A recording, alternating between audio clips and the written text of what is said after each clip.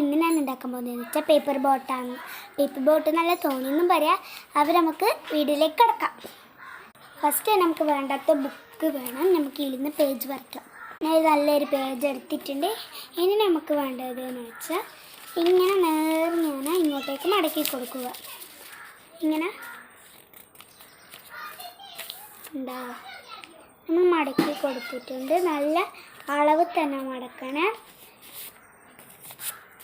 അതിന് ശേഷം ഇനി നമുക്ക് നേരെ ഇങ്ങോട്ടേക്ക് മടക്കി കൊടുക്കാം. അളവിൽ തന്നെ ഇത് മടക്കണം. മടക്കിയതിന് ശേഷം ഇനി വേണ്ടതെന്ന് വെച്ചാൽ തുറക്കുക. എന്നിട്ട് ഈ നടുക്കത്തെ അളവുണ്ട അതിന് ശേഷം നമ്മൾ വിമാനം ഉണ്ടാക്കുമ്പോൾ മടക്കൂല, അതേപോലെ അപ്പുറത്തും ഇപ്പുറത്തും മടക്കണം. നമ്മൾ മടക്കി കൊടുത്തിട്ടുണ്ട്. ഇനിയെന്ന് വെച്ചാൽ ഇത് കണ്ടില്ലേ, ഇവിടെ രണ്ടിതുണ്ടാവും. അതിൽ നിന്ന് ഒന്നെടുത്തിട്ട് നേരെ ഇങ്ങോട്ടേക്ക് മടക്കി കൊടുക്കുക, ഒന്നെടുത്തിട്ട് ഇങ്ങോട്ടേക്ക് മടക്കി കൊടുക്കുക. അതിന് ശേഷം എന്ന് വെച്ചാൽ ഇത് ഇതിൻ്റെ ഉള്ളിലോട്ടേക്ക് ഇങ്ങനെ മടക്കി കൊടുക്കുക.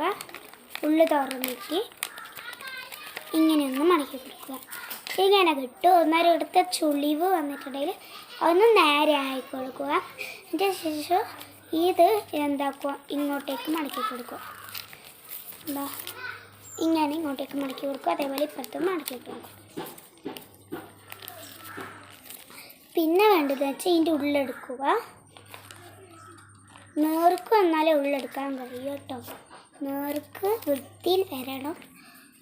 എന്നിട്ട് ഇതങ്ങനെ വന്നിട്ടുണ്ട്. നമുക്കിത് ഇങ്ങനെ ആക്കി വെക്കാം. കണ്ടില്ലേ?